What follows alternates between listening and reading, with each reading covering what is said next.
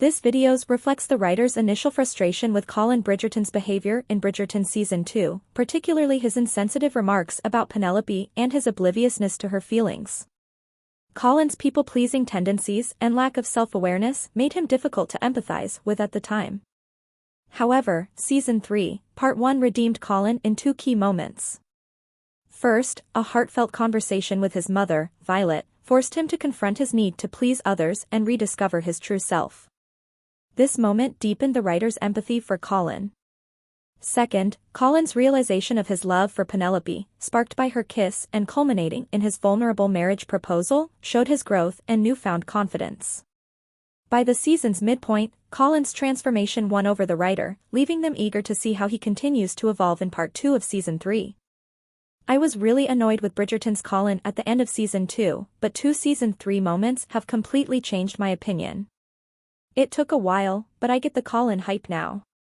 Quite literally, the biggest spoilers of Bridgerton Season 3, Part 1, are ahead. If you have not watched the Regency romance, you can stream the first 4 episodes of the latest season with a Netflix subscription.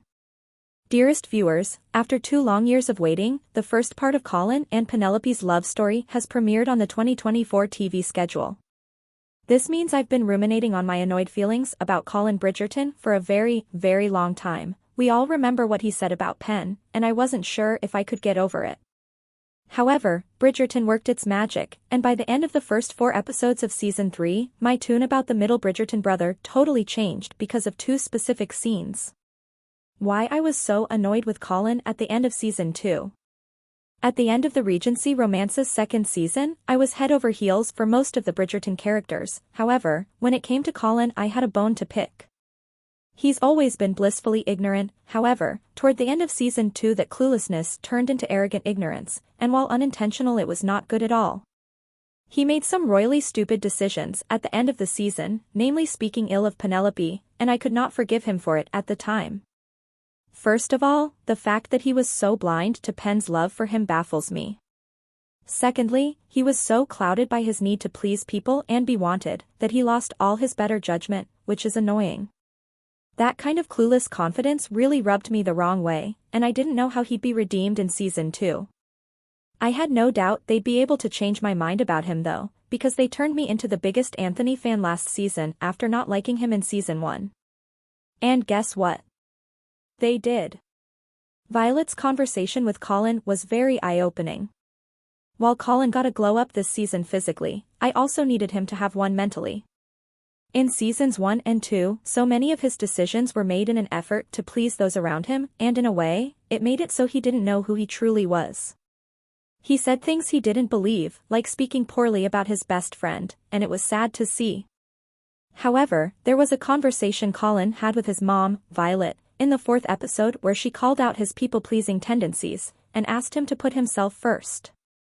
She said, "While I always knew Luke Newton's character was a people-pleaser to a fault, I had never seen it this way. It was necessary for Colin to realize why he was acting the way he was, and it was necessary for me too." Violet pointing out her son's sensitivity and need to make others happy allowed me to have more empathy for Colin, and it helped me better understand why he made the mistakes he did in Season 2. This conversation also pushed him to finally do something for himself and not worry about what society thinks of it. Overall, both the Bridgerton boy and I had a reckoning about his behavior because of Violet, and I'm very grateful to her for it. Colin acting on his feelings for Penelope was when the tides fully turned for me. So, my opinion of Colin was moving in a positive direction throughout Season 3's first part. However, I was still vexed with him. For the first 2 episodes, he was utterly clueless about Penelope's love for him, and it took her kissing him to shift his entire world. Once Mr. Colin, down bad Bridgerton entered the chat, I started to get more on board. He became more aware of both Pen's feelings and his own, and he started acting for himself rather than others. Although, his lack of action in episodes 2 and 3 wasn't the best. That all changed though after his conversation with his mom and his dance with Penelope. He realized he had to act on his feelings, and he needed to be with her. Finally seeing him come to his senses and not be so blind to the world around him and what he wants made me incredibly happy. Then, to see him so confidently pursue Pen's carriage and tell her how he felt was the true turning point for me. He was so vulnerable and honest, and he finally wasn't acting with armor on or trying to impress someone. He knew, with confidence, that he wanted to be with Penelope, and he wasn't afraid to tell her that. What followed in the carriage was proof that he was ready to pursue this relationship and that he didn't care what society felt about it. He knew when he kissed her and they shared that intimate moment in the carriage, they had to get married, and he wanted that.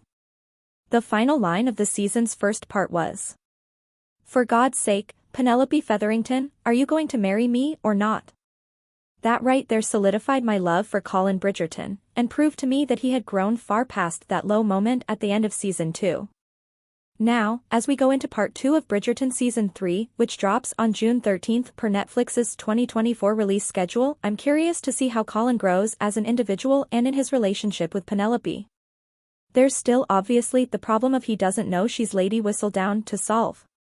However, now that our leading man has matured and reckoned with his people-pleasing tendencies and ignorance, I think he'll handle it much better than he's managed issues in the past. Or at least that's what I'm hoping. I love Colin Bridgerton now, and I'm not afraid to say it. Now, I can't wait to see how my appreciation and admiration for him evolves in Bridgerton Season 3, Part 2.